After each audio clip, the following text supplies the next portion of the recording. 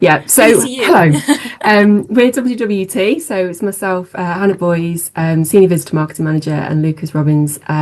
We're the Wetland charity, and we believe in a world full of challenges. We're on this mission to restore wetlands and unlock their power because when wetlands thrive, so do we. And I'm just going to hopefully play a video next.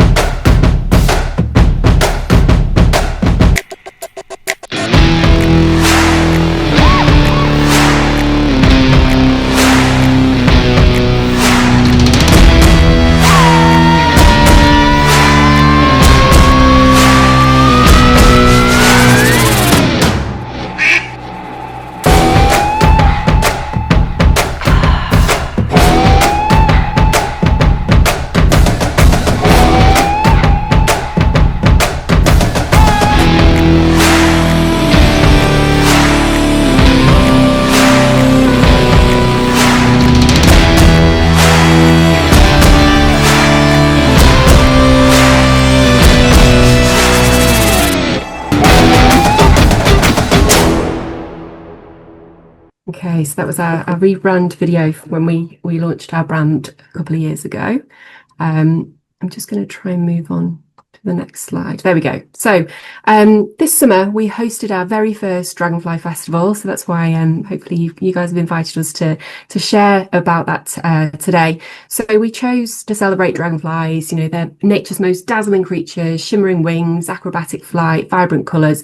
But they're not just beautiful. They're a really, really important indicator of environmental health, as you guys know. And therefore, you know, we hope that they thrive in our clean wetlands. And every year we do a dragonfly recording survey and we have a look at how many species we have across our wetland reserves all around the UK. And what we felt that Summer Long Festival was going to be a really, really good way for us to celebrate the dragonflies and introduce our special wetlands to more and more people. So this summer we invited visitors to dive into our summer full of wondrous new wetland experiences and celebrate dragonflies. We had a festival vibe, so carefree festival feel, celebrating our long summer days and spending time with other people. And our target audience that we've done quite a lot of research into, we call them Share the Love. And the 5 things that matter the most to them are British wildlife, so dragonflies were the star of the show this summer, the scale of experience, and this we made sure was accurately reflected in our marketing promise. So everything we were offering on site, we needed to communicate and tell people about in advance. Inclusivity, so we want to invite everyone to engage with nature, and that is really, really important for us at WWT.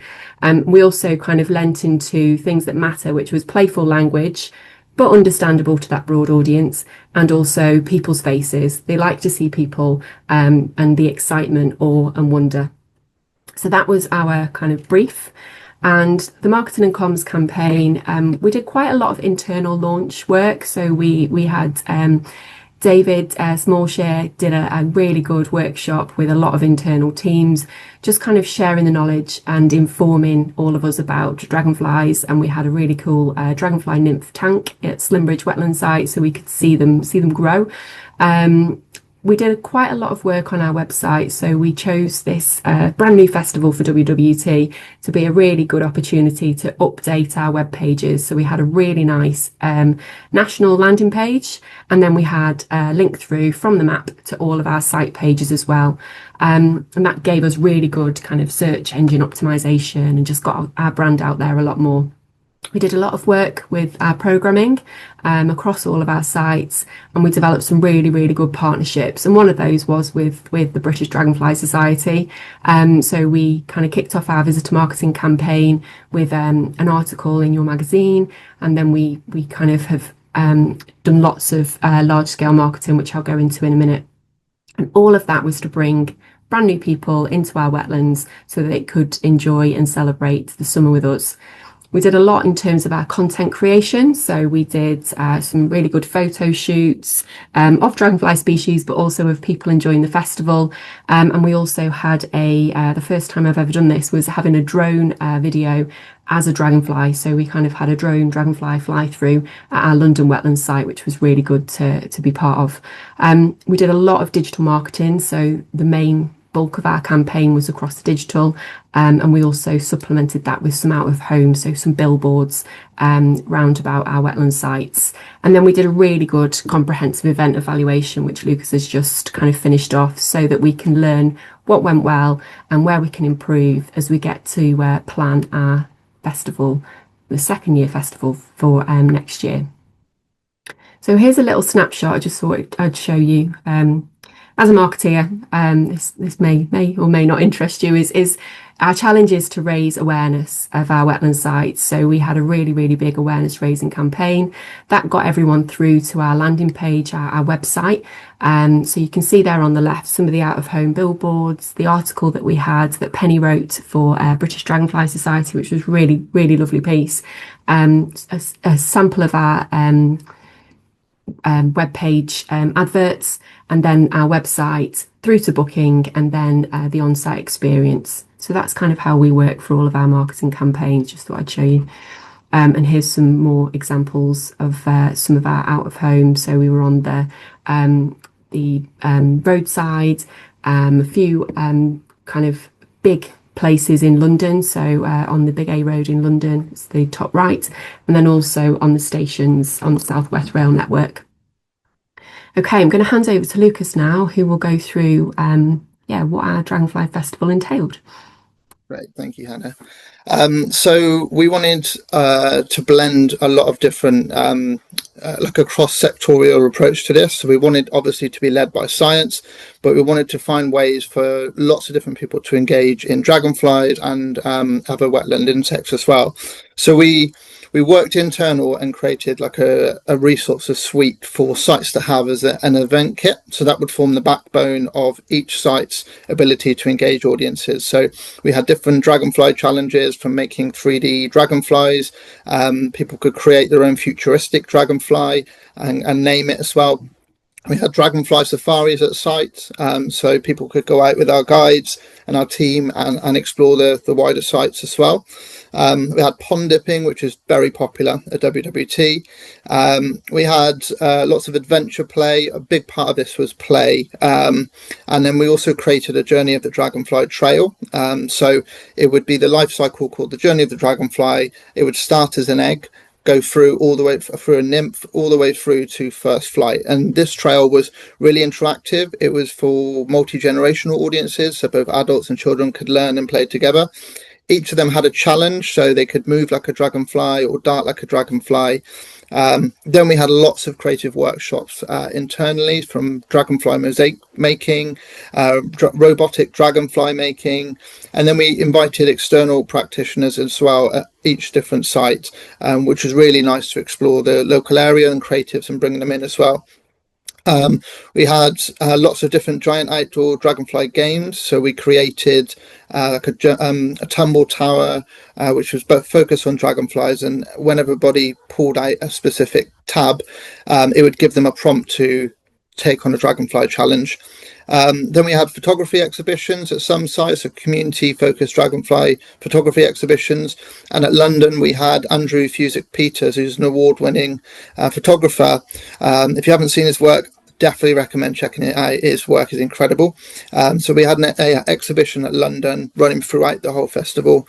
And then we did dragonfly boat safaris as well. We also tapped into the local network, so we worked a lot with local schools and community partners. We ran a dragonfly flag project as well, where we worked with schools to decorate these custom flags. Then we'd showcase them at each site as well. Excuse me. Then going on to our headliners. So across the programming, across the marketing, we wanted to draw people in with our headliners at different sites, as well as all of the other activity as well. So you can see here, we had dragonfly stilt walkers at many sites, which went down really well. We had community kite making projects at Llanelli, Washington, Llanelli, sorry, and London. We had science shows as well, which was all dragonfly themed. At Slimbridge, we had hosted lots of different weekends. So we had music weekends, dance weekends, theatre, storytelling. We had silent discos, which was great. Insect Circus puppet show at London and Llanelli as well. And then we had lots of different artwork as well. By working with local practitioners, we're able to bring those skills and expertise into the work, to work with our teams as well, to create dragonfly themed activities. We worked really collaboratively. We built our network and built on the strengths of what we know already by inviting people who are specialists in their area. We tried to introduce quite a lot of well-being, so people, not necessarily getting involved in the sort of high activities, more just being in place and observing. We had iridescence, which was a beautiful sculptured artwork focused on light and sound at Llanelli, Washington, and London, and that was a more reflective experience for guests. For visitors, and they could come and just be in nature and take moments for themselves. And then on to the next slide. Thank you. We worked this year by using the skills that we have in our teams, and to try and fuse that with the arts and culture focus that we had as well. And Lee Marshall, who's the head of reserve management, wrote a blog recently which talked about the kind of new species that WWT has welcomed this year. And I believe it's about 35 new species to our reserves recorded this summer. Such as a pair of willow emerald damselfly, a southern migrant hawker spotted at Welney and London for the first time. There's a really good blog. But what we tried to do this year is bringing science, arts, culture, well-being to kind of create a tapestry of different ways to engage with dragonflies and wetlands, and it really catered for a lot of different audiences. And for us, that's really important, that the work that we put on is accessible, so people can really understand it. They can engage in this in the work as well. So when we designed a lot of the core materials, we wanted to make sure that the language was correct so people could engage. It wasn't science led. It wasn't science like the tone of it. It was more kind of a combination of being really accessible and breaking it down so people can really engage and connect in the way that they want to as well. So do you